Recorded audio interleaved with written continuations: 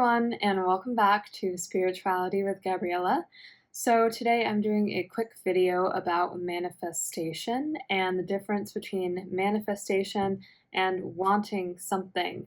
This is something that not everybody talks about. I am a little bit unsure of why, but I think it's really important that we all understand the distinction between how to manifest and how to do that successfully versus how to want something and how to actually get away from being in this wanting space. So, think about something that you would like in your life. This could be a good relationship, this could be a job, this could be a pet, it could really be anything. Our typical reaction is to say, I want this, or I'm working towards this, or I would really like to have this.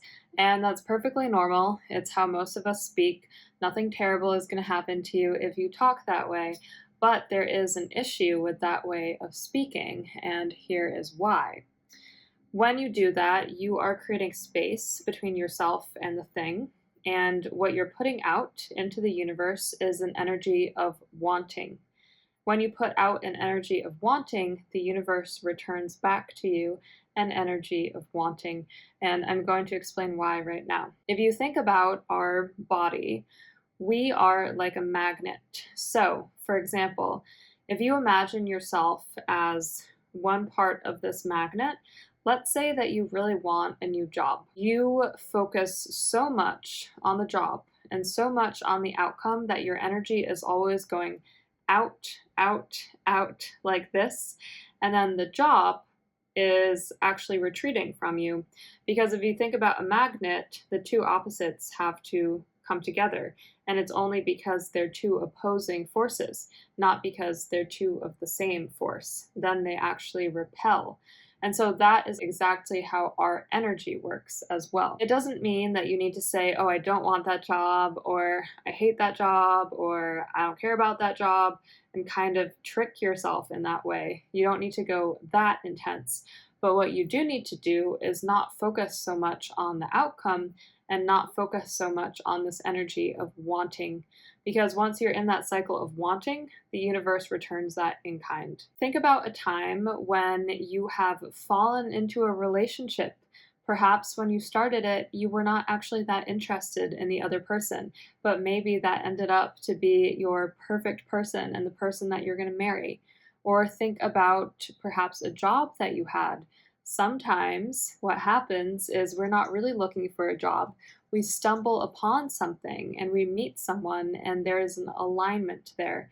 And yes, it's perfectly normal for our energy to shift and change throughout the process. But if you act like this is my job, this is my role, I already have that, the universe brings that to you. So the reason why everybody loves manifestation is because when you manifest something, it's like you already have it. You say, I am tall, or I am wealthy, or I already have whatever it is.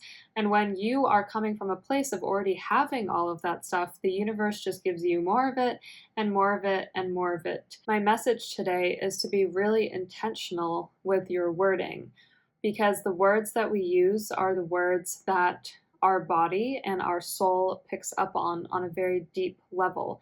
Everything from what you listen to what you read, to what you watch, is actually affecting you on a spiritual level, a psychosomatic level, an emotional level. And so it's very important to be very mindful about what we are feeding our body and our mind with. In the same way that you feed your body food, you feed your mind as well. And so it's very important to think about what you are feeding your mind.